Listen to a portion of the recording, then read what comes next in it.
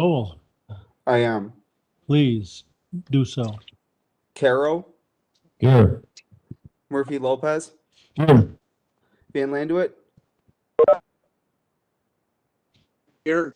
Seep, Here. McKee, Here. Brewer, Here. Luck, Here. Manning, Here. Gotchel, Here. Glassburner, Here. Rudersdorf, Here. Gentis, Here. Turk, Here. Cosgrove, Frank, Here. Severson, Present. Williamson, Here. Cooey, Here. Nelson, Call, Here. and McGuire. You have a quorum. Thank you. Well, I'm going to ask, I guess, Miranda to stand and lead us in the pledge. Back here.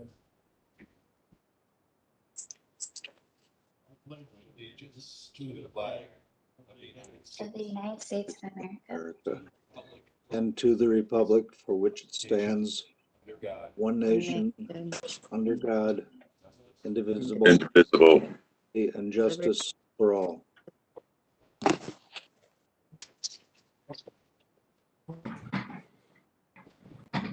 We have a very short agenda tonight, 6 points. I will accept a motion to approve. Mr. Williamson, seconded by Mr. Frank. And I'll call for that vote. All those in favor signify by saying aye. Aye. Aye. Opposed, no. We have an agenda. As you recall, 1 week ago, we met as a special meeting to discuss Resolution 2233 regarding changes in the committee structure, changes in the role of the chairman, vice chairman, and perhaps some other changes I can't recall. I don't think so. I think that was about it. You know, that's nothing, minor things. Anyway, we talked about that at length, and finally, we accepted and approved a motion to reconsider. What did we do? Yes, a Postpone. motion to postpone. Yeah, I suppose. Yeah, we ought to approve minutes. Yeah, so let's, thank you, David. A motion to accept approval of the minutes of March 23rd. So moved. Mr. Van Van Landuit. Landuit, seconded by Mr. McGuire. All those in favor signify by saying aye. Aye. Opposed, no. All right, they are approved. Anyway, as I was saying, we are discussing Resolution 2233. It was moved before the board at the last meeting. It was postponed. We're taking it up tonight. And I will throw the floor open then to perhaps Sean or Melissa. Take it away. Okay, thank you, Mr. Chair. I also want to thank everyone for the helpful feedback at the last meeting. I really believe that this is going to be a better plan if it's accepted by the board, thanks to that feedback. And I also, of course, believe that this is going to be good for Richland County, and it's going to increase our efficiency and accountability. So that's why I support it. There were several concerns raised at the last meeting, and they're addressed in the document on our iPads. And I do want to thank Supervisor Frank. He made the suggestion to me that several options be laid out for the board to choose from regarding those concerns. And so I took his advice and I laid these out. And this doesn't mean that others might not have other alternatives or ways of looking at these things that they might want to make, say, as a motion to amend, but these are just meant as a starting point coming from me, and I asked Melissa Luck to review this. This did not go through the Rules Committee. And I can explain more on that if folks want to know. I do first want to say that while that the current proposal, which if you go to the presentation document on our iPads and if you go to the second to the last page, that's the current proposal. I want to say first that this was not my first preference. And I listened to many concerns and we worked through to get to the proposal on the second to last page. I think the earlier proposal was probably my first preference personally, but we worked that through the Rules Committee and it was approved unanimously on a roll call vote. And so it's comparing that last page and the second to last page. And I also wholeheartedly support this current proposal on the second to last page, even though it wasn't my first preference.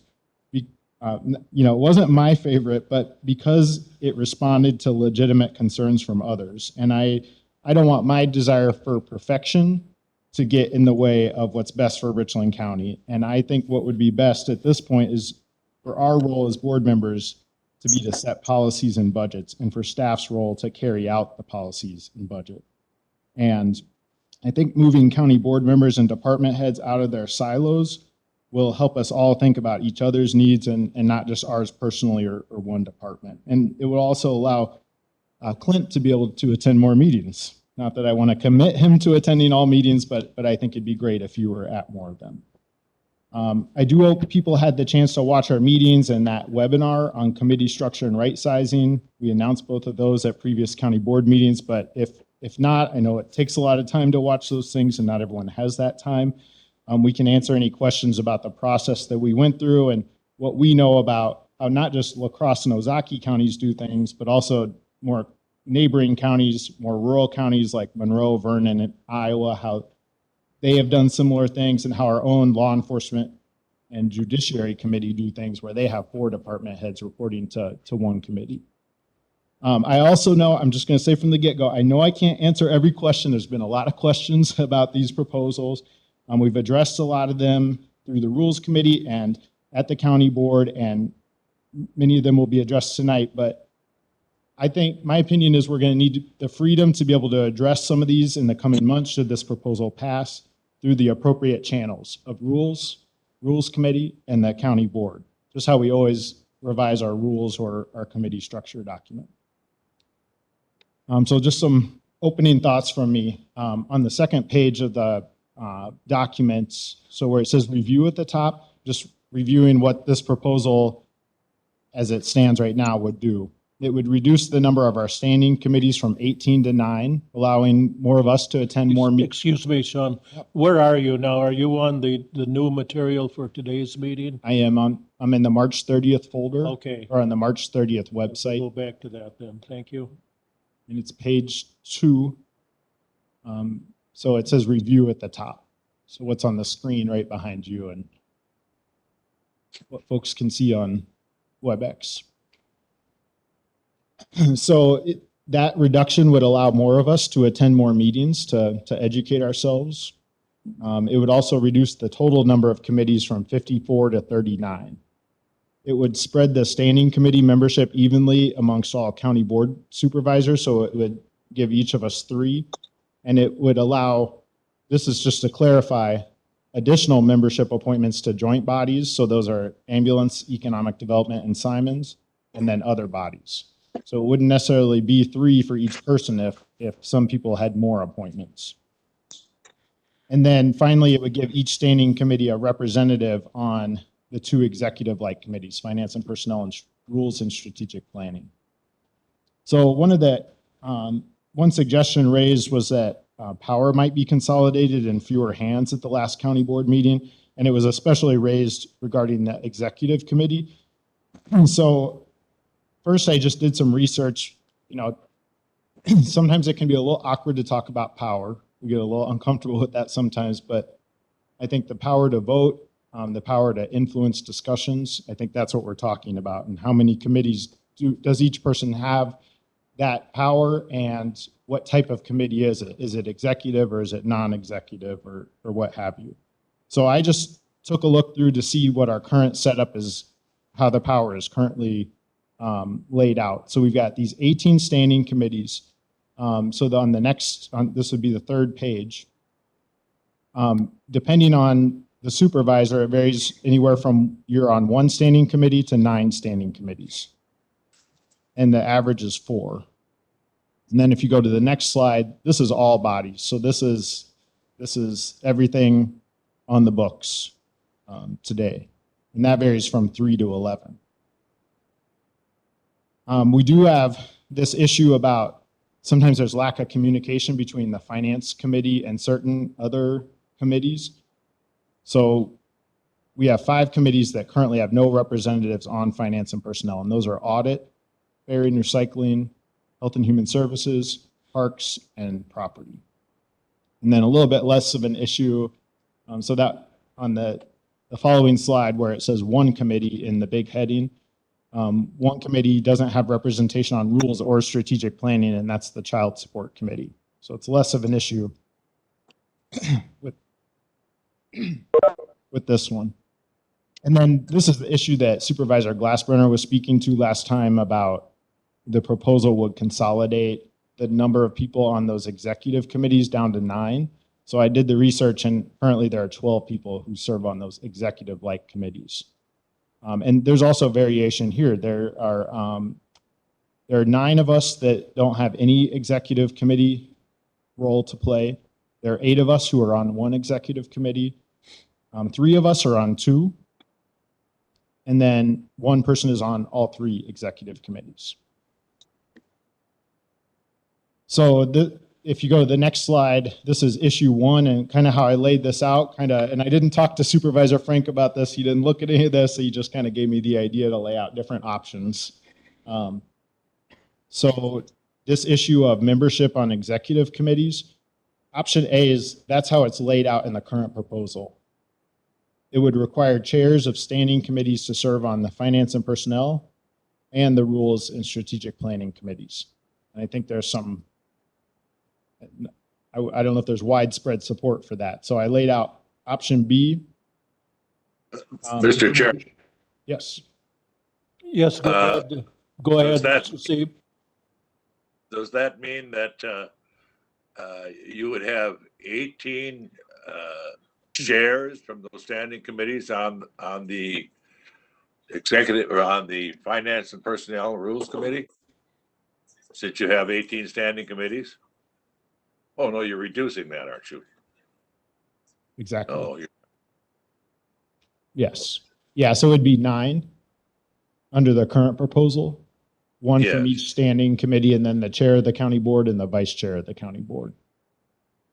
Option B, so if someone wanted to make a motion to amend the proposal to require that the chairs of standing committees be on finance and personnel, and say the vice chairs of standing committees serve on rules and strategic planning. The current proposal has the vice chair of the county board chairing rules and strategic planning. That was one idea I kind of heard circulating.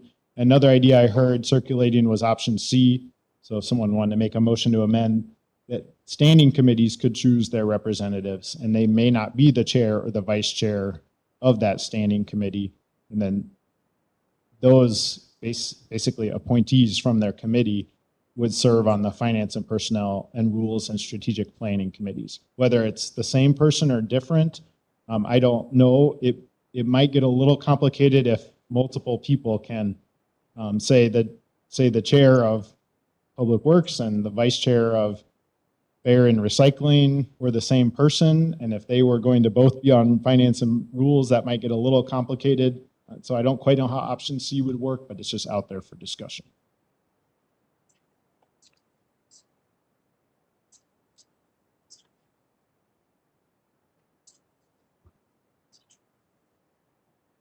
So are we looking for discussion at this point now, or do you want to go through the rest of the document and then come back to review that? What are your thoughts? It's up to you all. I'm happy to do either way.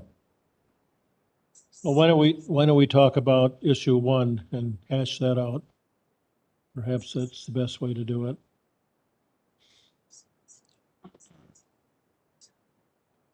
So this is Supervisor Frank. I lean towards option B. I like option B. Option A, I think, is a little too restrictive in my opinion. Option B gives the ability for someone to be on those other committees. If they want to be a chair or vice chair, and I know people's have lives and schedules that have to be followed, and they can look at their calendars and they can see what they are. At least option B gives that option to go, hey, I'm willing to be the vice chair of this committee because I want to be on one of the other ones. I want to stand up and be supportive of finance. And if they don't, if there are people, and there are wonderful people, wonderful supervisors who choose to be not in that decision-making part in finance and personnel and rules, they can choose not to be a chair or vice chair, and they know where they're going to be in that decision-making process. So I guess any other discussion, if there is no further discussion, I would be ready to make an amendment, but I'd like further discussion before I do that.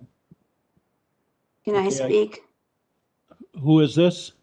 Linda Gentis? Linda, please. I like option C for one particular reason, is that if you may want to be a chair or a vice chair, but maybe you have already been on the finance and personnel, and therefore you're cut out from being a chair if you've been on one of those two committees, and you could be doing that, and somebody else could represent that committee on the finance and personnel or the rules. And I think we need that leeway a little bit to make sure everybody gets a chance. So I strongly am in favor of option C. Okay, that makes me think then, would option B or even option A, would that take away our term limits, our 6-year limit? And I think that's a good point that Linda's brought up. If you've already termed out or timed out, whatever we want to call it, Yes. finance, for instance, and Mr. you Chair. got elected as chair, you couldn't be on it. Mr. Chair, Yes. I think to answer your question, so Supervisor Severson, to answer your question that you just laid out, if this restructuring does go through in the 11th hour, it does go through, then we have a name change to every single committee, and therefore term limits reset. So Okay. can you clarify that, Carrie? So there would be new term limits? Because then everybody would change over at the same time. Correct. So according to county board rules, how we have it set up was that you're on for 6 years consecutively, unless there is a change to the committee name of the committee or whatever was on there, then it starts back over for another 6-year term. I use an example of Buford Marshall, Supervisor Marshall. When he was on county board, he was on, I believe, the fair committee, and then he was at for 6 years on the fair committee, and then recycling joined the fair committee and became the fair and recycling committee, and he was on for another 6 years after that, as an example. Mr. Chair. Yes, Mr. Turk. Term limits is actually issue number 6 in this discussion. So it is something that is part of upcoming discussion. Okay. Well, Well, don't we need to know that to make a decision on this one? well, let's Mr. Chair, let's take a look at issue 6. Yes. Mr. Chair, this is Mark. Why don't Yes. we go through the whole thing and then we can, because Okay. I'm guessing we're gonna have a lot of answered questions and answered that need to be had. Okay. Thanks. Mr. Lopez Murphy, are you ready to go through the whole? Yep, absolutely. presentation? Yep, I'm happy to Please do do that. so then. Okay, so issue We'll 2 would hold on be, questions. okay. So issue 2 would be citizen member voting. So this got brought up to me after the last meeting. You know, what about, some of these committees where you have citizens on a committee and you've basically combined 2 existing committees together?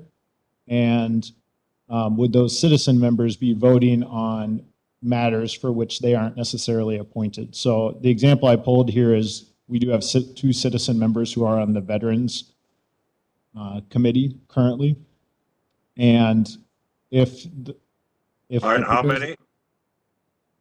Are there 2 citizen members? Yes, 2 out of the 5. So if the Health and Human Services and Veterans Standing Committee is created, the question is, would those veterans citizen members be allowed to vote on Health and Human Services matters? And then vice versa, would the HHS citizen members be able to vote on veterans matters? So I did a little research to find out how these other counties dealt with this. Option A is the current proposal. There's 13 different citizen members. They would be allowed to vote on matters not pertaining to their appointment. But option B, if someone wants to make a motion to amend, if the board agrees, we could limit their ability to vote on matters not pertaining to their appointment. So, for example, under each of those standing committees as citizens, we'd say something like, veteran service members may not vote on HHS matters. So then on the next page, I just included the chart just in case anyone needed quick reference to who are the citizen members. So there's 3 on HHS and veterans for HHS, 2 on HHS and veterans for veterans, and there's 1 on Pine Valley and child support for Pine Valley. And then there's 1 on land and zoning. That's our FSA member who would vote on land conservation matters if we make the change. And then fair and recycling, there's 3 from fair, 3 from parks. Question. Yes, Mr. Sieb? Are just as a hypothetical example, mentioned the veteran service members, the citizen members, they would not be permitted to vote on matters not pertaining to their appointment, you're saying, right? Correct? Correct. If we choose option I'm B. through with my question. So when would they have a vote? They would have a vote on veterans issues. On veterans issues at that joint meeting of the 2 committees. That's correct. So if there were issues that were strictly pertaining to veterans issues, that is the only meeting that they would be involved in? They wouldn't have a separate meeting particular to veterans issues? They could attend the entire HHS and Veterans Standing Committee meeting, but during the portion of the meeting where Health and Human Services items are addressed, they would not be voting on, they could not vote on those matters. They could only vote. So my question is that committee only going to meet when the HHS committee meets? Is that correct? Yes, it would be one standing committee of HHS and veterans. And so there's no other subcommittee for the veterans? Not under the current proposal. Well, I think there are going to be problems with that, but you can find them out by trial and error, I suppose. I see a problem, Mr. Chair. Who spoke? Supervisor Severson. Yes. Supervisor Severson, go ahead. The current proposal is objectives to consolidate committees and only allow our citizen members to vote what city they pertain on, then why even structure to have committees if they can't vote as the one standing committee? Now you're treating it like a 2 separate committees thing, and we're trying to go back into one committee. This doesn't make sense. Yep, thank you. Mr. Carroll? Following on from what Gary said, maybe we need to think about what it's going to look like in the future. Appointments to this one standing committee, those appointments would have to be meant to address both HHS and veterans issues. And so, if it is a single committee, then an appointment to that committee should enable a member to address everything on the agenda. Thank you. Mr. Chair, I just want to say I'm not advocating for one or the other under issue 2. They're just laid out for the board. Mhm. Question? Chair, question? Yes, Mr. Frank. So, in the research that you did with other counties are doing it this way, where the 13 citizen members vote on both matters. So the example I found and that we heard about is with the Land and Zoning Committee. So the example I found said that the citizen member of the Land Conservation Committee, who is also known as the Farm Service Agency representative, the language said that they may only vote on matters pertaining to the Land Conservation Committee, because the way it's laid out is that the Land and Zoning Standing Committee carries out the responsibilities of both the Land Conservation Committee and the Zoning Committee per state statute. So that's how they laid it out in that example. Thank you. That was Mr. McKee. He dropped his mic. But yes, Mr. McKee. Okay, I have a question. How many members are on these committees? Can you repeat that? I don't think. So, Mr. Chair, it's on page. So I pulled the chart in. It's right up there, and I can read it off again. So, under HHS and veterans, there are 5 out of 11 citizen members. 3 of the citizen members are HHS appointees, and 2 of them are veterans. And on the Pine Valley and Child Support Committee, there are 7 total members. 1 of them is a citizen appointed for Pine Valley. I understand that this is under the proposal. So it would increase from 5 supervisors to 6 supervisors under the proposal. Want me to keep reading the others? Are there any board members who are veterans who are on that Veterans Committee?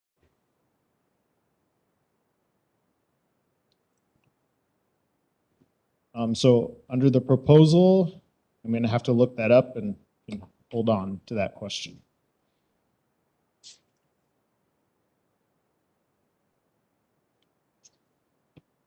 The statute merely says 3 veterans. It doesn't specify. But is that for the commission or is that for the committee? Well, apparently the commission and committee are one and the same. Is that how Well, Richland County is recognizing that right now? So to answer the question about how many veterans under the Human Services and Veterans Standing Committee, there's a section E, it says acts as the Veteran Service Commission as follows.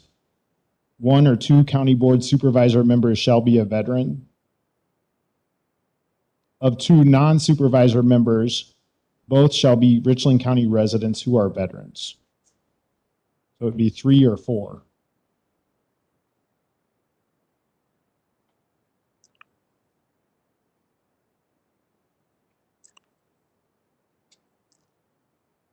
It's my understanding from our previous meetings that the functions of the Veteran Services Committee are folded into the Veterans Commission. Is that correct?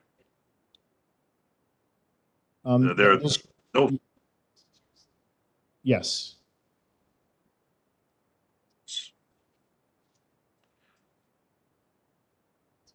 Mr. Chair, should I keep? Can we move ahead on this? We're getting bogged down on one committee. Up to you. Yep. Let's go to issue 3. Okay, so issue 3 is executive committee review. So if you just look at everything above the black line on this one, option A and option B, this got some discussion last time. It was kind of confusing, I think, because the chart in the second to last page was laid out with a solid line between the non-executive standing committees and finance and personnel. And in hindsight, I think that was an error. So I added dashed lines. between them and also around the executive committees. Because the way it's currently proposed is that we would not require all purchasing and bidding items, which are under Rule 14 of the County Board rules, to go through finance and personnel. I think some people kind of imagine that because of that solid line. And I think that's a fair way to imagine it because of the way it looked, but I think that was incorrect because that's not written anywhere into the proposal. Option A would also keep the current proposal to not require all county board resolutions to go through the Rules and Strategic Planning Committee. That had been brought up as a potential idea, but I wanted to clarify that that was not in the current proposal. So option B, we could amend the proposal to require all Rule 14 items to go through finance and personnel, and we could amend it to require all other county board resolutions to go through rules and strategic planning. Again, I'm not advocating for that. I'm just saying that we would have to actually amend it to make that happen because it's not written that way right now. And then under the black line, option C and option D, this gets more to the non-standing committee items. So this is like ambulance, economic development, Simons, the branding committee, and any of these other things like the Richland Housing Authority, the airport. So the current proposal is to require items from those committees to go through an executive committee before they go to the county board for consideration. Because under the committee structure document, after each one of those, it says it reports to, and then it gives one of the executive committees or one of the other standing committees. So if we don't want, say, ambulance items, because I've heard this discussed, to go through one of those executive committees, we just need to amend it to say we don't want that. So that's issue 3. Issue 4 that was brought up was the ambulance committee representation. So the current proposal is to require the chair and the vice chair of the county board to serve on the ambulance committee. So if we don't want that, it would be option B, and that would be to revert to the previous language. And all our previous language said was 2 county board supervisors. It doesn't say how the appointments are made, who makes them. It sounds like the current practice has been for the county board chair to appoint those people. So I think clarifying that language that appointments are to be recommended by the county board chair with county board confirmation would be a reflection of current practice. And then issue 5 is the matter that was brought up about citizens voting for chair and vice chair.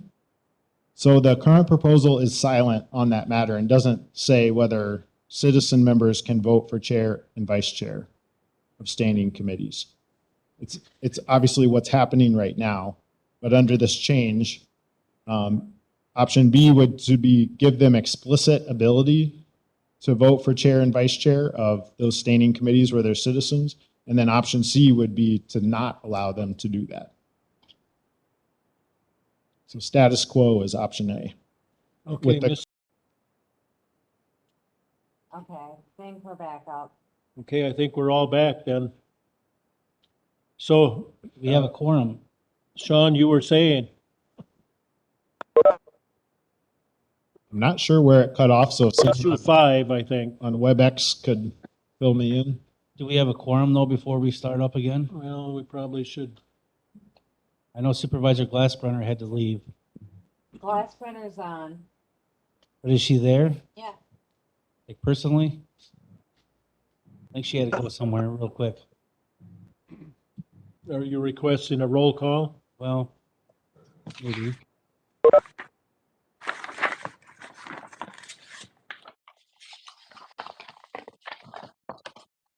Mr. Kalish, are you with us?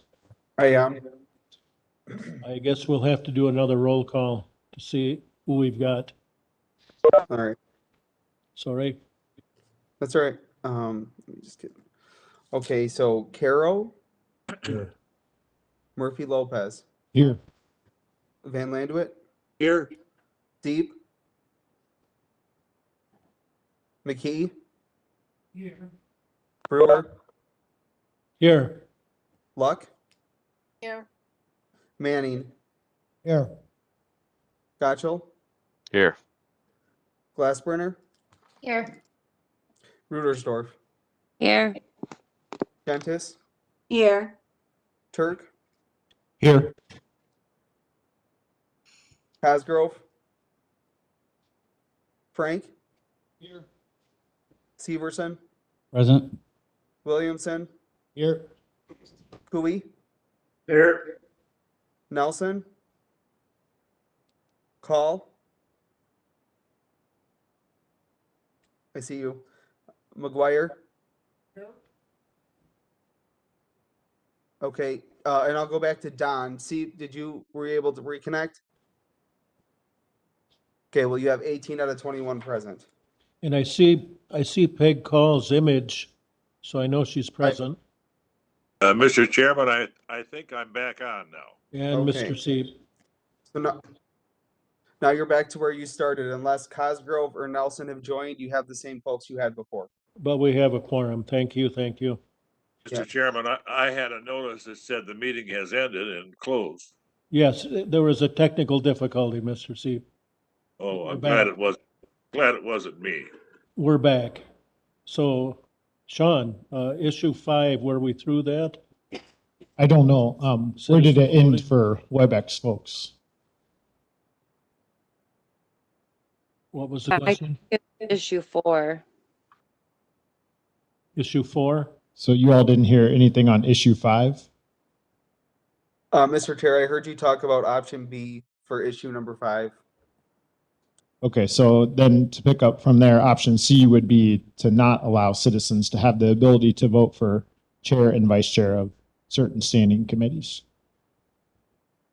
So then moving on to issue 6, that's the term limits one that Vice Chair Turk was mentioning earlier. So the current proposal is silent on the matter of term limits. It didn't make any changes to the county board rules regarding term limits.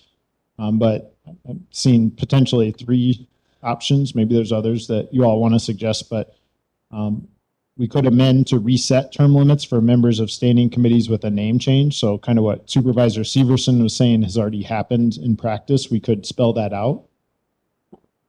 I just would note that finance and personnel, it's got the same name to it, unless you are saying that the word standing is a different name.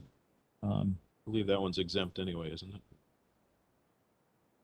I don't know if it's exempt in our current county board rules. Thought it was because it's an elected committee. I can't hear. What? I'm sorry, I said I thought that one was exempt from term limits because it's an elected committee. It's not elected. Pine Valley Highway and Committee on Committees are Are those elected. okay. And then option C would be to amend to not reset term limits. Mr. Chairman, Yes, Mr. Sieb. I'm certainly in favor of term limits. And I'm in favor of resetting the term limits because of the overall reorganization. The other issue is that there are a couple of committees to have term limits other than 6 years. The Parks Commission, I believe, is 7 years. It's either the Parks or Land Conservation, one or the other. Mr. Severson would know that. And secondly, there are a couple of committees that call by statute for staggering of the terms, 1 year, 2 year, and 3 year. And I believe Pine Valley does that, and I know the Veterans Service Commission requires that if it's going to be called a Veteran Service Commission. But there was some confusion in the past by a couple of citizen members who didn't realize that they, even though they could serve terms of 1, 2, and 3, when they added up to 6, they thought they could serve forever. But I think it should be clearly stated for every committee what their maximum term limits are, regardless of whether they're staggered or whatever, and specify those committees that statutorily are required to have staggering and those that are required to have more than 6, such as the Parks Commission. Is that correct, Mr. Severson? Chapter 27 states for parks that it's 7-year term limits. We also have a resolution that states that specific thing too, and also term limits. But if this proposal goes through, then you can tear that resolution up, because then it would be no good, because we just changed how that resolution was supposed to be. Mr. Chair, can I ask a question, Yes, Supervisor you may, Ms. Jennis? Gentis. Fire away. I don't really understand the wording of stay silent on matters of term limits. That means what? So it's, Mr. Chair, it's Go ahead, please. Rule 6 that spells out term limits currently, and the current proposal doesn't make any changes to the term limits portion of Rule 6. And so basically what I'm saying is we just would not be making any change to that. That'd be in the current proposal, it would stay the same. But don't we, I have a question then. Don't we currently, as Supervisor Severson has pointed out, when we change the name of a committee, the term limits basically start over again. And if we're changing every committee's name, that means that all of them start with new term limits. Well, that's the current practice, but it's not spelled out in the rules. So if we wanted to spell it out, that would be option B, I believe. And there's only one name that won't have a name change, is finance and personnel. So wouldn't it make sense to change every name?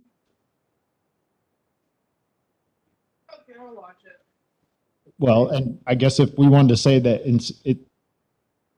if you're being very precise, it's currently called the Finance and Personnel Committee. Under the proposal, it'd be called the Finance and Personnel Standing Committee. Okay. That would work. Can I make a point of clarification? Yes, Mr. Severson. So chapter 2702 regarding County Parks Commission, in paren 1, says 7 years following July 1st. That's correct. However, in paren 2, in any county with a county executive and administrator, except a county with a population of less than 150,000, which is not by a resolution, then the county administrator appoints that. So I don't know how to read this situation. That's where Mr. Wendell would be able to help out. And they're like, is it still a 7-year term, even though we have county administrator with less than 150,000 or 150,000 population? Do we have a resolution providing for a county park commission? We do, and I do have that one. Clerk Kalish gave it to me, but I got to find that. Then I would say parent 1 controls. Mr. Chair, the current proposal, the language is retained. It's on page 11 of the structure document. If you go back to your March 23rd folder, it's 04F, page 11. The Fair Recycling and Parks Standing Committee, letter E, acts as the Parks Commission as follows: term of 7 years expiring in the month of June. County Board Supervisor's term subject to reconfirmation by the County Board. That's correct. But that's governed by state statute then, is that correct? That's correct, and we've written it into the structure document. I just copied the existing language from under the Parks Commission and moved it under the Fair Recycling and Parks Standing Committee. Okay, so where are we? We've gone through the, I guess, 6 issues that were brought up at last meeting. A number of options were presented. Does anyone wish to make any of those options an amendment to the resolution under consideration? Mr. Chair, this is Yes. Supervisor. Hi, I don't know when would be the correct order of when we need to discuss this, but I don't think we ever got, last meeting, I don't think we ever got to one of the documents, which was the one that talked about the changes to the actual county board rules. And I'm thinking that's included in the resolution. I don't know if we need to discuss those prior to making these amendments or after making amendments. I just wanted to mention, I don't think that had been discussed. Okay, thank you, Mrs. Glassbrenner. Go ahead, Mr. Murphy Lopez. Mr. Chair, that's 04E rules in that March 23rd folder. And the presentation that Supervisor Luck and I gave last time did cover the changes in the rules of the county board. And if there's anything that wasn't covered, if there's something jumping out, let me know, but I think we tried to make sure Supervisor everything was- Glassbrenner, does that answer your question? Sure. I mean, I didn't scrutinize the whole thing entirely, so I believe him if he says that. I don't remember that part, but thank you. Okay, thank you. Mr. Chair, Mr. Seep, go ahead. have we anywhere, because we're changing the character, the role of these committees, and the names, are we writing a job description for these newly organized committees that spell out their duties, responsibilities, and authority? We just do that on the fly. Pardon? That's a good question. I can't answer it. Mr. Chair, Mr. Severson has a comment. I just want to be recognized. Mr. Murphy Lopez could still keep going. I just got on the Parks Commission. I found that resolution. When time available, I can answer that question. Okay. Sean? Yeah, to answer the question from Mr. Seep, have the responsibilities of these new committees been developed? And yes, those are developed, and those are in the 04F structure document from the last meeting, and those are shown up on the screen right now. So they would. These were all approved through the Rules Committee to come to county board. They would have to be incorporated into the Rules Committee. Is that correct? Mr. Seep, I think you mean the county board rules? Yes, the rules of the board. Yes, and they have been. They were both. They both go hand in hand with each other, the changes that were made, and both of those were considered by the Rules Committee and forwarded to the county board. So has the county board acted on these changes? No. Would that be part of Resolution 2233? Yes. Okay. Did you hear that, Mr. Seep? Yes. Okay. Mr. Carroll? I move that in issue 1, we go with option B. Okay, Mr. Carroll has moved option B under issue 1, and that would be chairs of standing committees to serve on finance and personnel, vice chairs to serve on rules and strategic planning. So this is a motion to amend the resolution before us. Yes. Do we have a second? I'll second. Lee? Lee Van Landite seconds. Thank you. Any further discussion on this amendment? Yeah, are we changing the name of Finance and Personnel to Finance and Personnel Standing Committee? I think that's in the proposal, yes, although it doesn't I state it didn't hear here. that in the motion. No, it's not stated here as that. It's not in this language, but it's part of that structure document and stuff we've been reviewing, so. Yes, it's on Well, Mr. it Chair's doesn't page. say that in this option B. It calls it Finance and Personnel. Right, Well- would you accept an amendment, Mr. Carroll, to change it to Finance and Personnel Standing Committee? He would accept the amendment change. And the second, would we accept that? I would. I'll concur, accept, yes. second it. Well, Mr. Van Landite seconded. And I would concur with the change. Yes, okay. I All get it. right, Linda? So it has Yes. been changed in the amendment now. Okay. All right, Mr. Severson has a comment.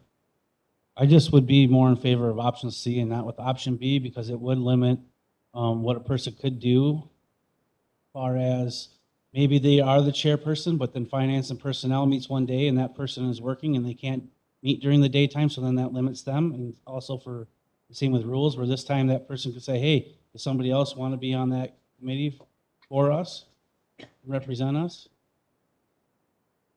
Or if somebody really wants to be on finance and personnel, really wants to be on rules, but they never got to be a person who was selected as chair or vice chair. Now we're got that up. I look at Mr. Supervisor Murphy Lopez. Like, he wasn't a chair of some other committee, and he's been chair of finance, personnel, and chair of rules, and all of a sudden he can't be on that committee anymore. But he can just go there and just add a couple things, but he can't vote. Chair's got a discretion whether to on the floor to be discussed during the meeting or not. Okay, we have Mr. Chair, yes, go ahead, Ms. I Sanders. totally agree with Supervisor Severson that we Okay. should be voting on option C rather than option B. Well, we have a motion for option B. So I know, we'll have I'm to- just giving my discussion. Yes, we'll have to vote on option B, or amendment to go with option B before we do anything else. Mr. Chair, this is Supervisor Gotcho. May I make a comment? Go ahead, Mr. Gatchel. I have a procedural question, I guess. If we're making an amendment on issue 1, I just want to make sure I understand. We have one resolution before us to vote on today. So we're making an amendment to set resolution for only issue 1. And I'm assuming that we want to continue and take each issue part and parcel and have some form of vote, straw poll, what have you, for each issue. And I'm a little confused at what we're doing here. Well, to my way of thinking, we have the issues before us and we had several options and the options were considered. And Mr. Carroll, for instance, likes option B and he's proposed it as an amendment to our general resolution 2233. And he's asking that it be amended to option B under issue number 1. We're going to go through all 6 of these one by one. Oh, okay. Thank you. Okay, I'm going to, Mr. Williamson thinks we should have a roll call vote on this and okay, but on the amendment, which we have right now, I'm going to call for a vote then. We're going with option B. And all those in favor of option B signify by saying aye. Mr. Chairman, I thought it was going to be a roll call. Nope, he didn't ask for a roll call. He said on the main motion, he wanted a roll call, not on the amendment. What's the amendment then? But we'll probably have to have a roll call because this is too confusing.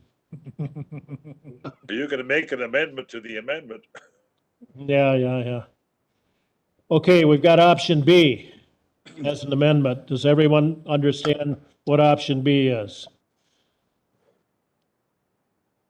Okay, I'm going to ask Derek to take roll on this, please. Roll call vote for option Okay. B amendment. Okay, so we're taking a roll call vote for issue number 1 to yes in favor of option B or no, you oppose option B, correct? Yes, that's correct. Thank you. Okay, so I will start with Van Landwit. Yes. Seep, No. McKee. No. Brewer, Yes, Luck, Yes. Manning. I couldn't hear Gary. it was a no. Okay, Gotchel, No. Glassburner, No. Rudersdorf, No. Gentis, No, Turk, Yes. Cosgrove, Frank, No. Severson, No. Williamson, No. Cooey, No. Nelson, Call. Peg, I can't hear you. You're muted. I'm up or thumb down. Call. Well, I think the motion's defeated. Oh, yeah, it is defeated. McGuire? No. Okay, yeah, motion's defeated. I'm sorry, Dan. Didn't realize you hadn't been called upon. Mr. Chair, I'm not, I have to finish here. Well, Carol, Carol? Carol, how do you vote? Yes. and Murphy Lopez. No. I'm sorry, what'd you say, Sean? No. Okay, so yes, the motion is defeated. Thank you. Sorry for the confusion. All right, so do we have any other option here we want to consider as an amendment? Mr. Frank? I would request the amendment from option C be brought forward, please. And I will second that. So Ms. Gentis, okay, seconded by Linda Gentis. No, it was Ms. Rudersdorf. Oh, Danielle, sorry. Okay, we have option C, motion first and second. Discussion? Yes, Mr. Severson? How does this pertain to the Simons Committee and Joint Ambulance Committee, where currently the chair of the Joint Ambulance Committee is a citizen? I think Simons is there too. No, Simons is Mr. Gotchel. Does the city have to be a chairperson for that in the city too? Sometimes. Sometimes, yeah. But not It's every other year it rotates. every So, other year. so I guess what would be if there's a citizen member, as chair, there's two county board supervisors that are on the Joint Ambulance Committee, then are one of them gonna be on? No? That's not a standing committee.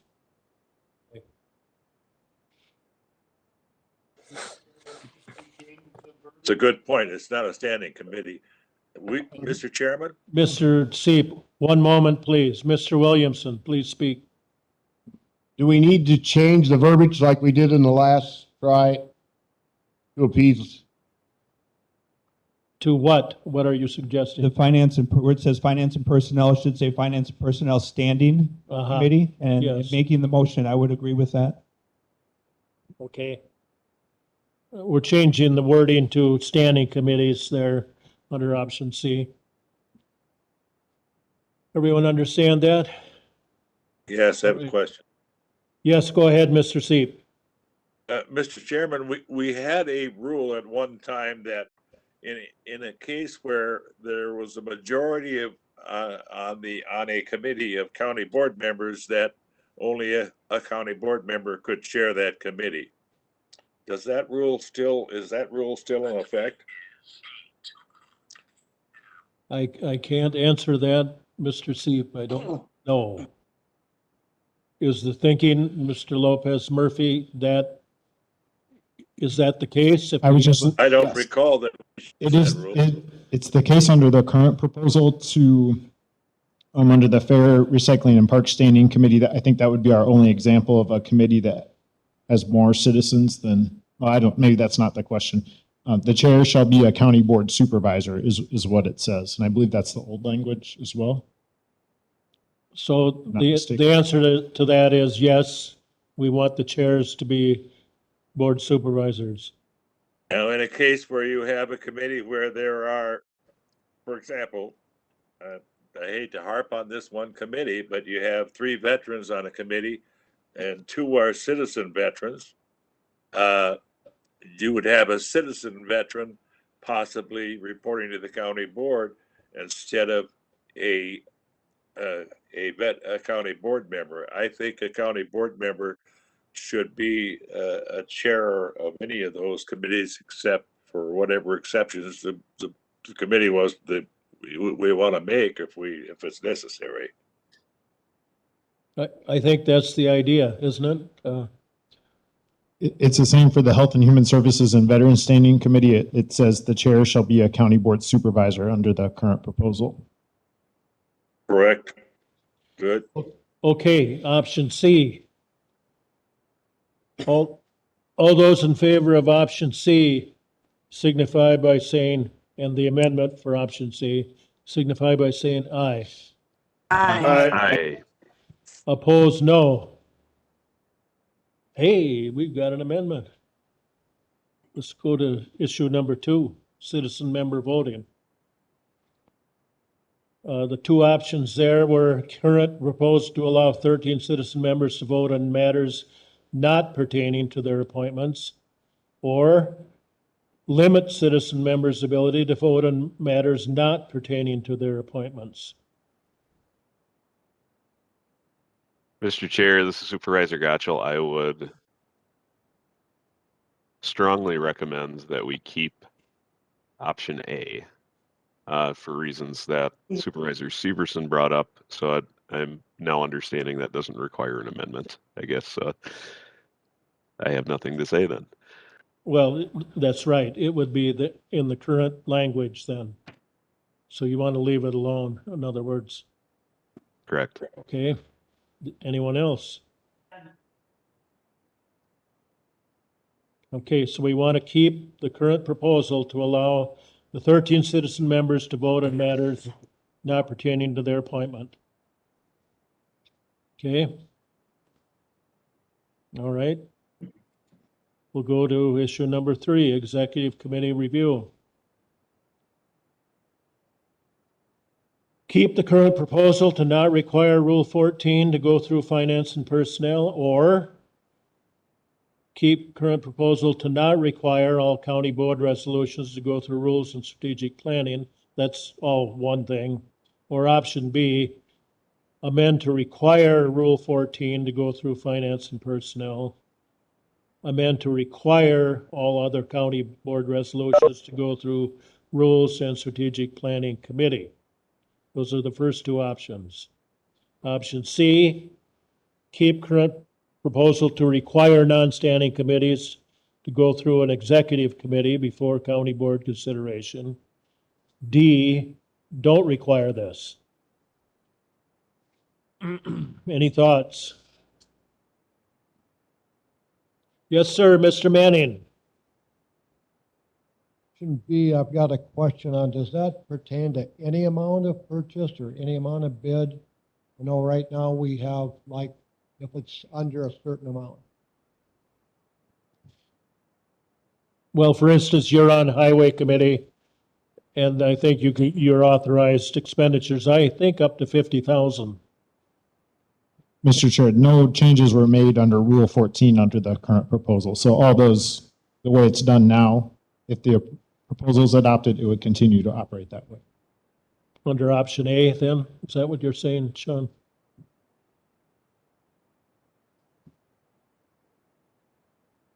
Well, yes, under option A. Yep. So nothing changes about Rule 14 in the current proposal at all. Right.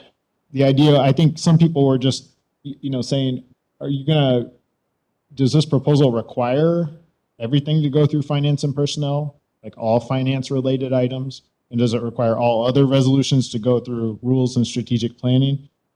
And if we stick with option A, it just clarifies that no, it does not. And that chart on that second to last page shows the dashed line going around the two committees, meaning that you don't have to take a resolution through the executive committees to get to county board. And it would seem to me that any of these other options only make something more complicated then. B makes it more complicated. Yeah. B requires an extra step. Yep. So, yes, Mr. Severson. I would speak against option. I like option B for the first part, where it says require Rule 14, amend to require Rule 14 to go to finance personnel. But I'm not a fan of the second amended, where it says require all other county board resolutions to go through rules, strategic and planning committee. I think this is like, there was a document that was published by Wisconsin County Association that says VELT shall not micromanage. I think if one committee discusses something, hashes it out, works it out, It's done, ready to present it to county board. And now it's got to go to rules, and rules has got to put their fingers on it before it goes to county board and get changed to there. I just don't think I think the way current setup, how we have it done now, I think it is fair enough. And maybe we could tweak that a little bit too. But I don't think every single resolution needs to go through another committee to put their fingers on it to get their stamp too. Right? You'll have 18 people on there, sometimes maybe 20 approving before it even gets to the county board. So are you offering an amendment here, Mr. Severson? No. Okay. Does anyone have an amendment? If we don't do anything, we go with option A. Basically leaving things as they are. Yes, So Mr. that was my question. Option A is currently leaving things as they are right now, the way the system is working right now, just changing the name of the committees, correct? Yes. Thank you. Yes. Okay. Issue number 4. Mr. Chair, Yes.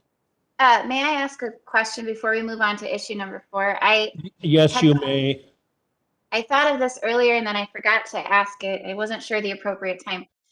When this kind of pertains to issue 1, which I know we already finished, but when we're saying that we can put representatives on, or each committee can choose their representatives for the 2 standing finance and personnel or rules and resolution, are they going to be the same people on both of those? I know in the original way that this had been presented, it was all the chairs and vice chairs.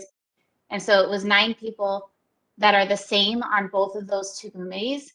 I guess I'm asking, is that still the way it is? And what is the reason for that? To have the same 9 people be on finance and personnel and on rules and resolution? I had forgotten to ask that last meeting. Okay, Sean, do you want to? Well, I think, Mr. Chair, Supervisor Glassman, I think that I think option C kind of leaves it open-ended. It doesn't dictate that one person would necessarily be on both of them. It allows the standing committee the option to appoint separate people. So in other words, there may not just be 9 people who serve on executive committees. It might be potentially 18 different people. It could be, yes. Currently we have, I'm sorry, it couldn't be 18 because you could have 7 from each non-executive standing committee, so that's 14, plus the county board chair and the county board vice chair. That's Okay, 16. so 14. All right, I just wanted to clarify that because I wasn't sure. Thank you. Okay. Issue number 4, ambulance committee representation. Option A keeps current proposal to require chair and vice chair. Or option B, amend to revert to previous language, which is basically what we're doing now. We're appointing, I knew nothing about the ambulance, so I asked someone who did know about it to represent me on that committee. So I like then option B is what I like. Mr. Williamson. That's the amendment I'd like to make, is for option B. I'll second that. Okay, Williamson, seconded by Frank, to go with option B, which allows the county board chair to make recommendations with county board confirmation to the ambulance committee. Question. Yes, sir, Mr. Severson. Is the 3 committee limit in effect for these type of committees? That's a good question. Would the 3 committee limit? Mr. Chair, no, it would not. The 3 committee limit only applies to the standing committees. It doesn't apply to the. So it's not a standing committee, I guess, so wouldn't apply. Ready to vote? All those in favor of option B amendment signify by saying aye. Aye. Aye. Aye. Opposed, no. The ayes have it. Issue 5, citizens voting for chair and vice chair. Option A keeps the current proposal to stay silent on matters of citizen voting. Option B, allow citizens to have the ability to vote of certain standing committees. Option C, not allow citizens have the ability to vote for chair and vice chair of certain standing committees. So I'm a little confused myself. What does that mean? Mr. Chair, if I could just speak on Go this ahead, one. Mr. So, Lopez Murphy. thank you. So this one only really mattered if under issue 1, we voted to require the standing committee chair to be on finance and personnel. And I think the issue came up because Supervisor Luck ran us through that exact example last time of how would you do all these appointments at the organizational meeting?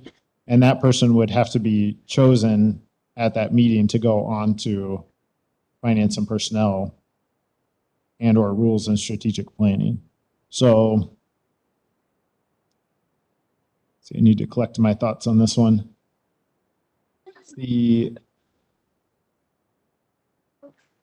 If at the organizational meeting, we want the citizen members to be able to help appoint whoever is going to be on finance and personnel or rules and strategic planning, then they would perhaps need to be at the organizational meeting to make that happen. But if we are okay with just the supervisor members, it's only going to be a supervisor member anyway, on finance and personnel or rules and strategic planning. If we're okay with that supervisor member being appointed by that standing committee, by the supervisor members of the standing committee, then we don't really need to do anything here any longer. But if someone's going to raise that as an issue and they want the citizen members to be able to vote on that, then we probably need to make that clear. Right. So it's not confusing. So what do you think? Right now, you have your committee, you have your formation committee, meeting of your committee. You elect a chair, you elect a vice chair, a secretary sometimes. Your citizen members all vote. Under this proposal, they're not going to be able to vote because we're going to do this at the formation meeting of the county board. Actually, So Mr. Chair. that's option A then, that they don't vote? Well, option A, it says it stays silent, but in reality, if we do this formation at the first board meeting, they're not going to be there to vote. Am I explaining that correctly? No, I don't think so. So because under issue 1, we chose to just let the committee choose who was going to be on finance and personnel or rules and strategic plan. It doesn't have to be the chair. Oh, okay. Doesn't have to be the vice chair. Then as long as we're okay with the supervisors choosing who they want to be their rep on finance and personnel and rules and strategic planning, we really don't need to take any action on issue 5 because of what we did on issue 1. Okay. So can I just Go say ahead. something? Yes, go ahead, Linda. Okay, so I want the supervisors to choose the chair and also to choose who's going to be on the finance and personnel and strategic. So that is A now. I think so. Well, I'm just a little, Mr. Chair, I'm Go ahead. a little confused by the way she stated that, because if you want just the supervisors to choose the chair of that committee, Yes. then you would be in favor of option C. But if you don't care about if you want citizens to be able to vote on the chair and the vice chair of their own committee, and you want to make that real clear, that would be option B. If you want to avoid the issue and just let things go how they have been, which is to allow the citizens to do it and not make it explicit, it's option A. So just leaving it alone. It's only confusing now because issue 1, we chose to let the committee decide who's on finance and rules. So it would follow more to be C to follow what we've chosen 1. No, because we are no longer saying that the chair of a standing committee has to be on finance and personnel. We decided not to do Okay, that. so can we have an option D here?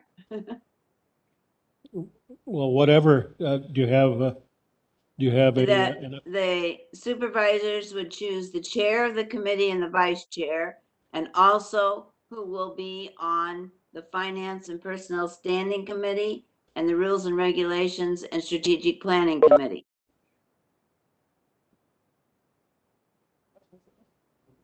Does that make sense? Mr. Chair, we already did the second part of that. Yeah, The first part is something new that she's proposing. So may I ask, we're saying that citizen members will have no voting ability on any of the executive seats in their committee, like chair and vice chair. That's what I was suggesting.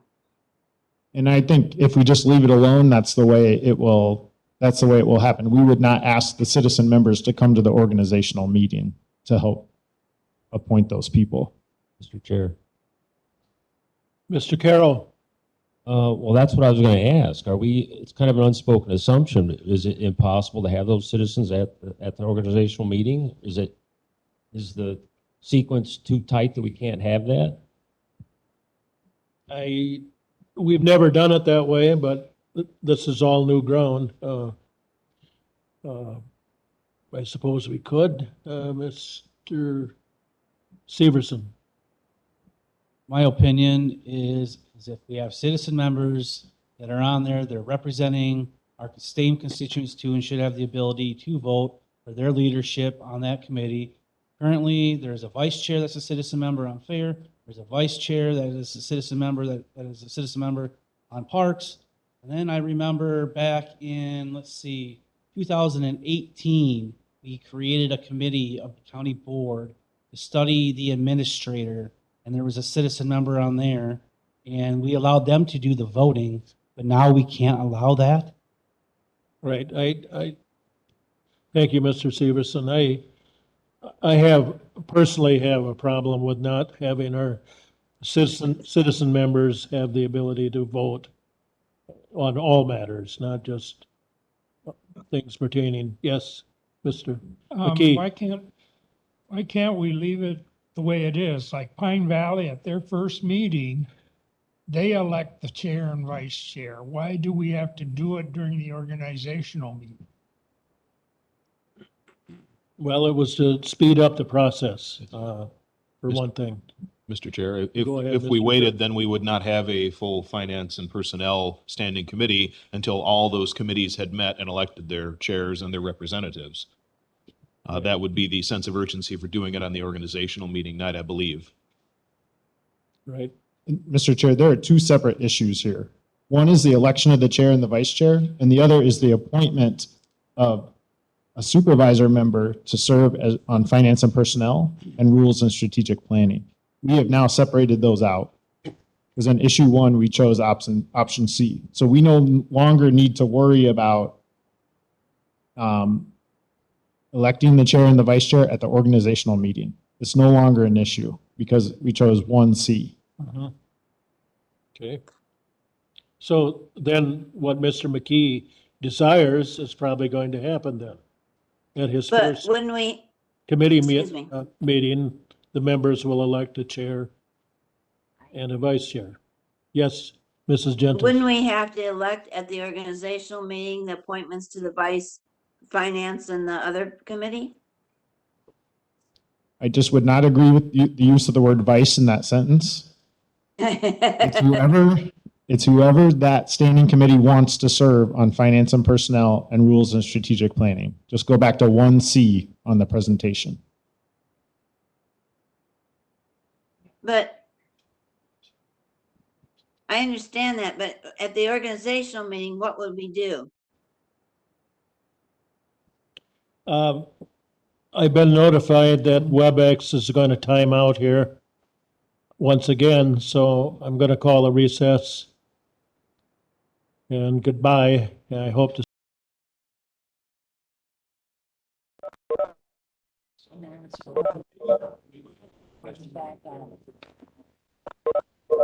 Okay, we'll reconvene from our short recess.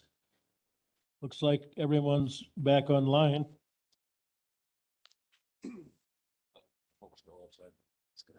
Mhm.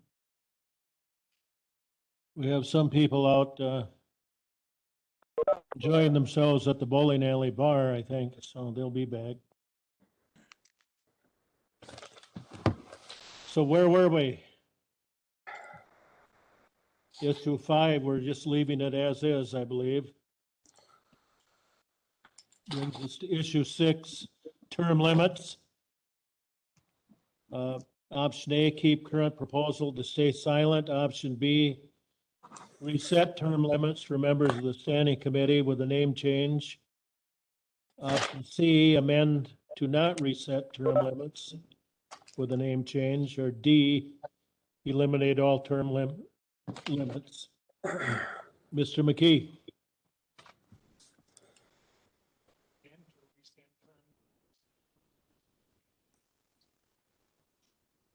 Okay. Option B has been proposed as an amendment by Mr. McKee. Do I have a second? Mr. Can you Carroll. repeat that, what it is? Okay. An amendment to reset term limits for members of standing committees with a name change.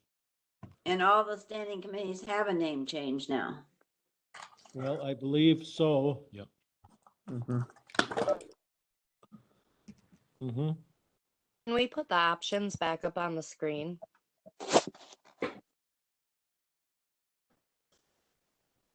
Clint gets back. Yeah, Clint's not in the room right now, but yes, we'll try to do that. Thank you. Mr. I'll Chair, second that motion if it has not been seconded. Well, it has been seconded. Mr. Severson? So if we go through, we reset the term limits, and everybody's on the same page, or on the same time frame. Will there be staggered terms? When will that get decided? Well, I think we have to have staggered terms. We can't have everyone aging off a committee at the same time. So when will that be decided? If we go through this, we have to come back here Wednesday night to do that? Well, I don't know, maybe Mr. McKee is including that in his motion with staggered term limits.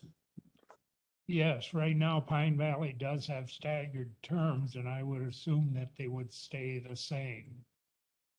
So if your amendment simply read amend to reset staggered term limits, that probably accomplish what we need to do. Yep, that sounds good. Mr. Carroll? Okay, so we've accepted a little change to that amendment to reset Mr. staggered term Chairman. limits. Yes, sir. Mr. C. The reasoning for staggered term limits on some committees had to do with the importance of that particular committee and its fiduciary responsibility. In some cases, it was defined by statute. You have a maximum of 6 years that anyone can serve, but they can only serve 2-year terms at a time. I mean, 2-year sessions at a time. Some people are going to go off the county board. It's not a serious matter, I don't think, to require staggered terms for all of the other ones. I'm in favor of letting the ones that have staggered terms now stand and leave the rest at the regular 2-year terms.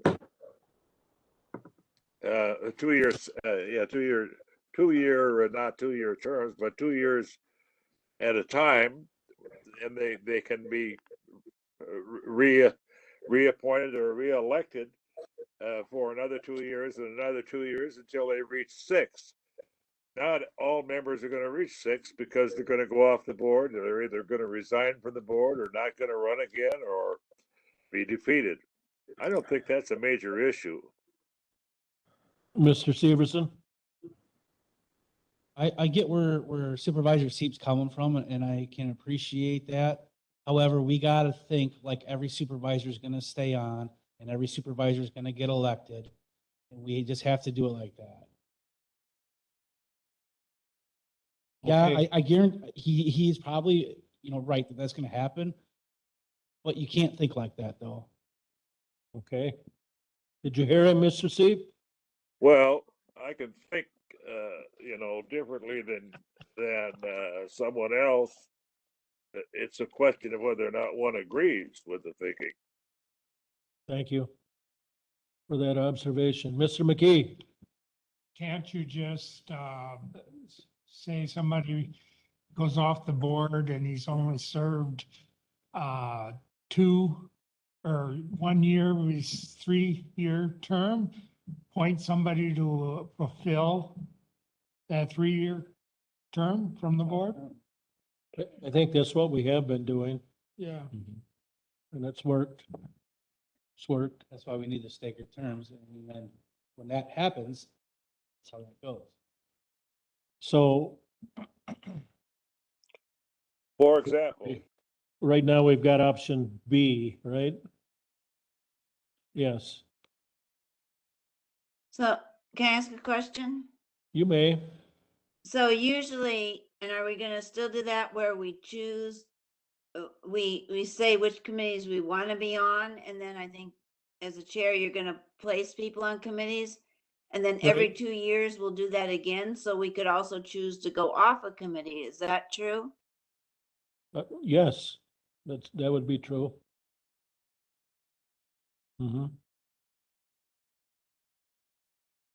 As far as I'm concerned, that would be true. Mr. Severson? So if we don't implement staggered terms and we keep the same and we just go on, people are gonna get off, people are gonna come on, and we do this other horse stuff. How is that gonna be difficult for the clerk's office to keep track of like all 40 of us or whatever there is on our times or years? Like would term limits make it simpler that he can just like he's currently got on our setup right now where he can just go through, those are your dates are already there and he just fills that person in. And then when that person fills that term, maybe it's just for another year, then they just up them. So essentially, instead of serving 6 years, that person could actually serve 7 years. Well, I can't answer for the clerk. Perhaps he can answer. Mr. Kalish, are you still with us? Yes, I am. And yeah, Carrie, I think, not having the staggered terms does make things easier to track and to keep track of, presuming that, the people can change at any moment's notice. So staggered terms does make it a little more difficult to keep track of, but that doesn't mean we can't do it either. Right, that's why they make computers, right? That's correct. There's You don't have to answer that. You don't have to answer. Mr. Chair, can I ask a question? Yes, Mr. I Turk. just wanted to clarify the intent of the amendment. Was it to implement staggered terms with all committees or just preserve them where they already exist? Okay. Mr. Chairman, I prefer to leave them the way they are. And Mr. McKee just clarified that was the intent of his amendment, was to just keep them where they already exist, not create them where they don't. Very good. So, all right. So, all right, so if we vote on option B, then are we changing things or are we keeping them as they are? According to this, option A keeps things the way they are. Mr. Well, Chair. we don't have anything the way it is because we have all new standing committees. That's true. Yes, Mr. Lopez Murphy. Yeah, so I think option B essentially, in the county board rules, if you're looking on that under Rule 6, on the section that talks about term limits, it talks about, says no supervisor or citizen member shall serve without interruption for equivalent of more than 3 consecutive 2-year terms on any committee, board, or commission. So basically all this would do is you just add there's a section below it says, this is where that paragraph does not apply. And we've created all these exceptions over the years for like fair and recycling and zoning and park commission, which has a, not sure if it's written as park commission, but anyway, you just add a letter and you'd say it doesn't apply when committee changes its name. You just add that exception. So it'd just be a new exception. Everything else would stay the same in the county board rules. Okay. That's all the effect of this amendment would be. All right, are we ready to vote on this amendment? What are we voting for exactly? What's the wording? Amend to reset staggered term limits for members of standing committees with a name change. That already have staggered term limits, correct? That was Yes. your original amendment suggestion, Richard? Thank you. Mr. Chair, we're resetting term limits for all the committees, and we're preserving the staggered term limits where staggered term limits already exist. Is that Correct. correct? Yes. And where would staggered term limits already exist? They exist with the Parks Commission, I believe, no, not the Parks Commission, with Pine Valley, and so far as I know, the Veterans Commission. And I don't know of any others. Parks? LEJC, I believe, has that also. There's about every committee that we have has staggered terms. Yeah. You look at that sheet But that they all Kirk's have a got new on here name. on our committee thing. It shows those dates and everybody is staggered. Mr. Chair, I think in many cases that has to do with when people join the committee. It wasn't an intentional function. That's correct. Yes.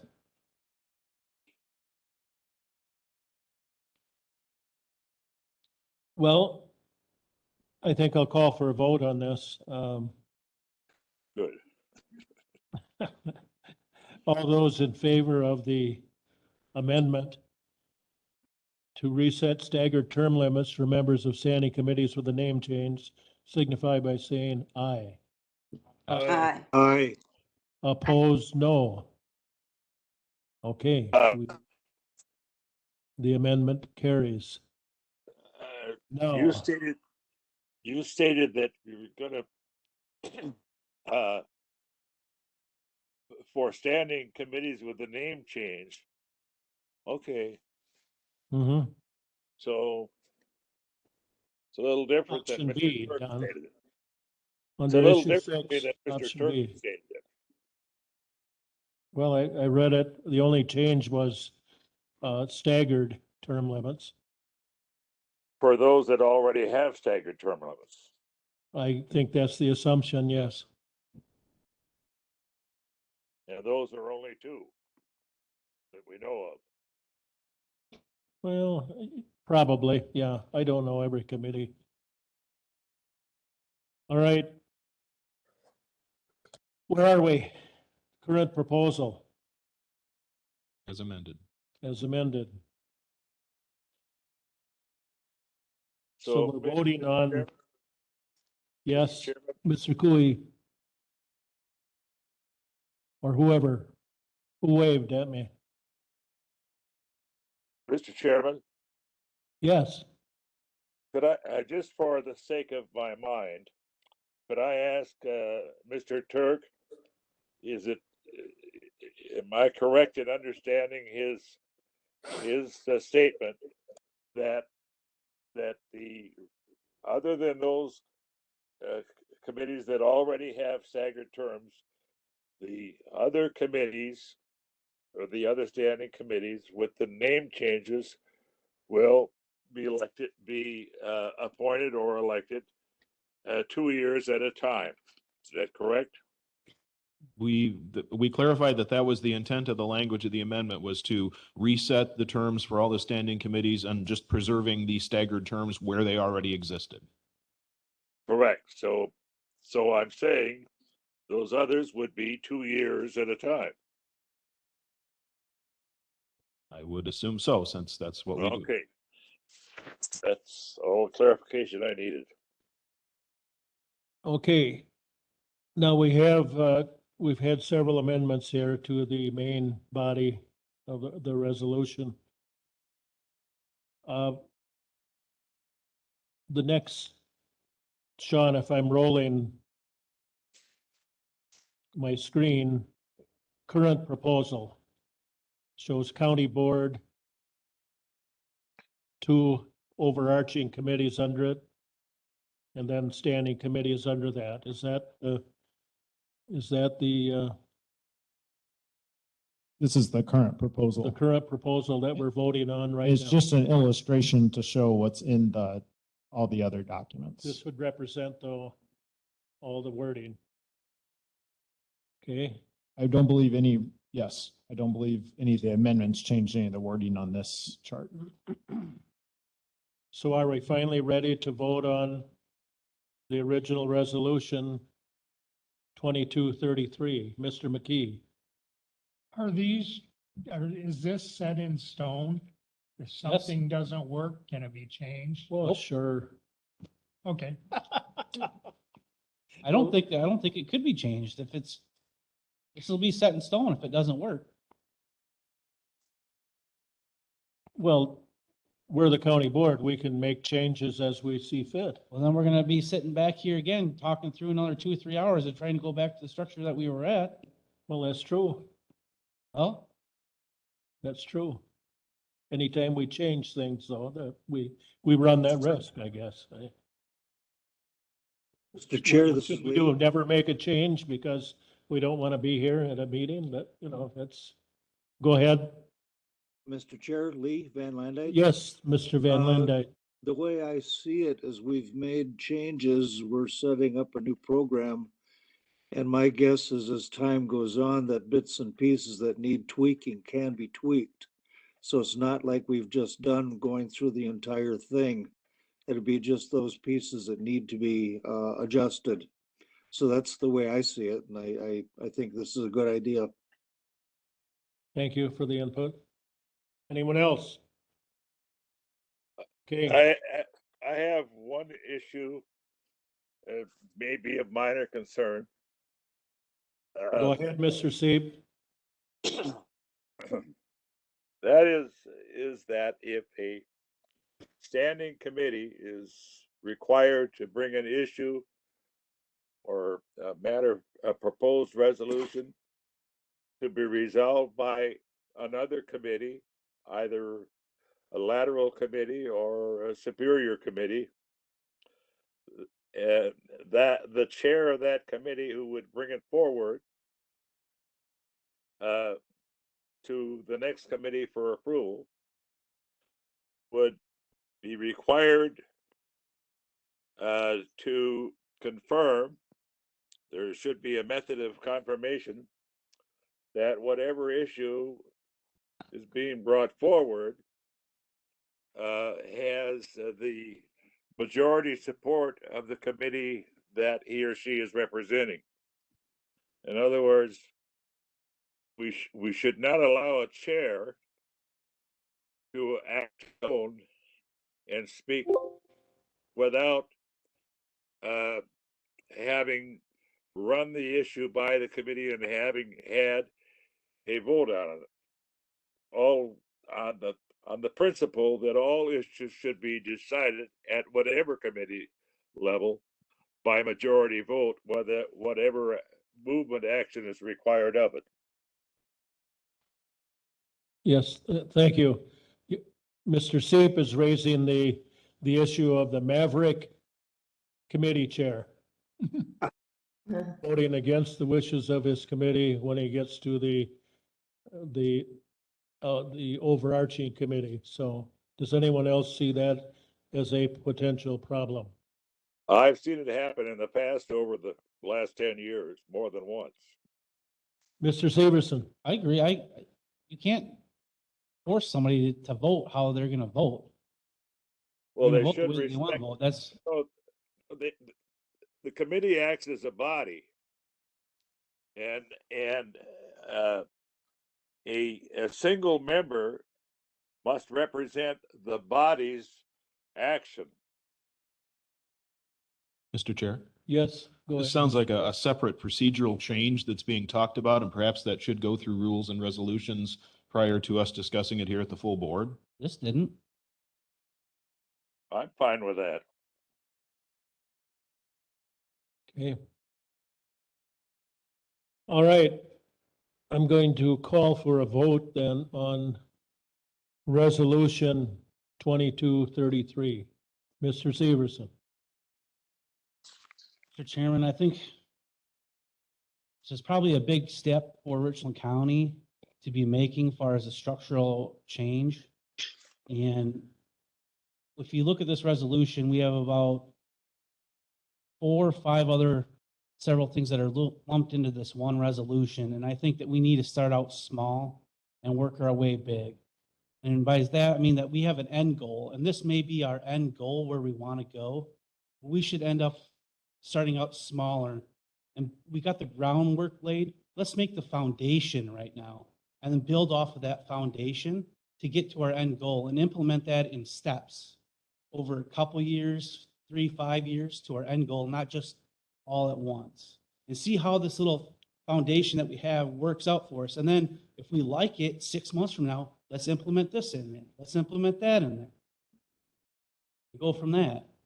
Maybe start out with the Public Safety Committee and the Veterans Committee or the Highway or Health and Human Services and maybe Land Conservation, and then build off of that to see how well that's working out. If the committee times and dates are working out with current supervisors, because I think a lot of this stuff is turning into being a full-time county board member. You know, our plan is not to have long meetings, to be an hour, because Ozaki and Cross County, they keep theirs at that, but we're new at this. This will be new to us to do that. Be new to our department heads to come in with information on what to bring and what not to. We got an administrator that's been here for 2 years. That's just never had an administrative role except for being administrative coordinator. Let's take our steps and work our way into that, and then just rushing into this and make it work. So then we don't have to sit back here, it's not working, and have 2-hour meetings on how to correct it. Mr. Severson, were you on the committee that brought this forward? I was, and it's changed several times since then. In this last proposal, there was no committee meeting at all. The one that's brought to you in front of tonight. I see. And I guess my other question would be, did you not bring up these issues? Several times I said we need to start out small, maybe implement a few and keep other ones other side. Did I not, Sean? It's been recorded in these meetings that I've said that. I've said it all along and I'm saying it again here. All right, then I will, we've heard from you. Sean, do you have a reply to that? Sure, yeah, I can reply to that. So, yeah, Mr. Severson brought up concerns. Mr. Seep had concerns as well. You know, a lot of us were trying to figure this out. In the end, everything that came before us on March 23rd was approved to come to the committee from the rules. Sorry, to the county board from the rules committee. There was one exception to that, and that exception was the series of charts that showed an example of how everyone would be appointed at the county board meeting organizational meeting. And that was because that was raised as a question during that last rules committee meeting. We talked at the last county board meeting about having a rules committee meeting before this one, and we could not gather, I could not gather, as the chair, gather a quorum to do that, and I did not believe, based on the feedback I got from Mr. Severson, that he didn't want to have another meeting, and Mr. Cosgrove, that he was out of town, that it would be a good use of time for that committee to get together. So that's why tonight's presentation, I made sure on the cover to put that I wrote it and presented it. Last time it said it came from the rules committee, and this time it didn't. I was really clear about that. And what I was trying to do, since it had already gotten out of committee, was to respond to the concerns that were brought up at the last county board meeting. I felt like it was at the county board meeting at that point. Right. I would say that our last county board meeting, that was really a committee of the whole. And it would be appropriate then to take suggestions there and present them tonight. So I think we're okay on that. Any other comments? I agree. This is a big step. Mr. Chair, this is Lee Van Landite. Yes, Lee. I understand the going slow part. That was my thought in the very beginning too. But I think we've got quite a number of things ironed out today, and even though we know that there's gonna be things that will have to be changed, I think if we put this in place and we're set, and then we can kind of, I don't know, it's like breaking in a new chair. You kind of sit in it, it's not kind of stiff, and you kind of move around until you find the right spot. I think, you know, we're buying a new chair here, we're buying a new system, and I think we spent a lot of time and effort to go through this, and I really appreciate all the work that Sean and Melissa have done on this. And I think we're at a point where we can go with this, and then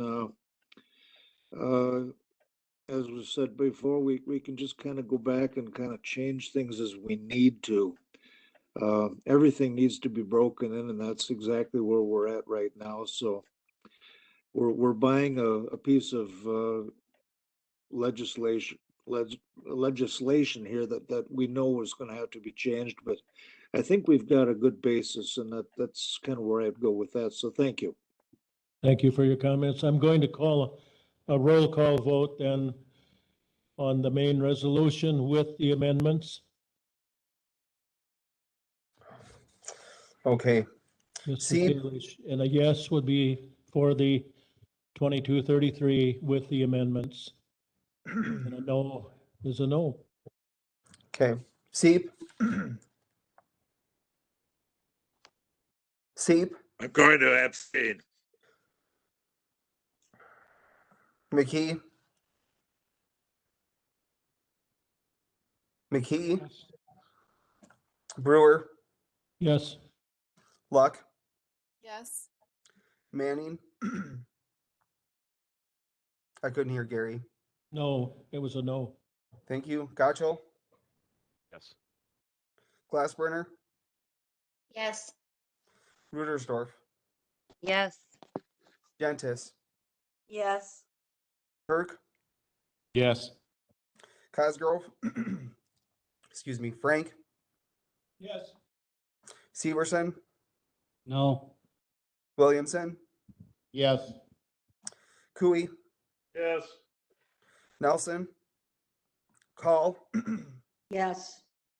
McGuire. No. Carroll. Yes. Murphy Lopez. Yes. Van Landuit. Yes. Motion carries. Mr. Chairman, you. I'll change, Mr. Chairman, Yes, Mr. Seep. I wish to change my abstention to a no. Thank you. Way to lay in the weeds, Mr. Seep. Okay, I think that concludes our business for tonight. I will entertain a motion to adjourn. Moved. Mr. Van Manning, Landuit. seconded by Mr. Frank. All those in favor signify by saying aye. Aye. And we are adjourned.